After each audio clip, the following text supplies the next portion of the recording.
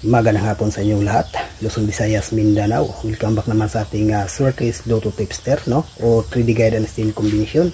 Panibago tayong update sa pang 9 PM draw mga kaidol sa September 21. Recap natin ang short kinas 2 PM, no? Sa September 21. Sa 2 PM is 684. Sa 5 PM is 905. Mindanao area, last to 905. Okay, so dito sa ating guide ha, disclaimer lang, lahat ng mga sinishare nating kombinasyon, ito po ay sa mga live prediction lamang. Okay, so ting positive lang mga kadol, manalo rin tayo, no?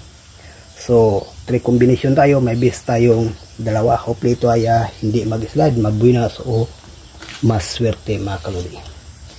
Okay, so unang guide natin, 579. Pangalawa, 750. Pangatlo, 230. So dito sa ating 3 combination, may bahagi tayong base mga kadol na 579. At saka 750. Okay, so yan lang po ang ating guide para sa evening draw edition, no?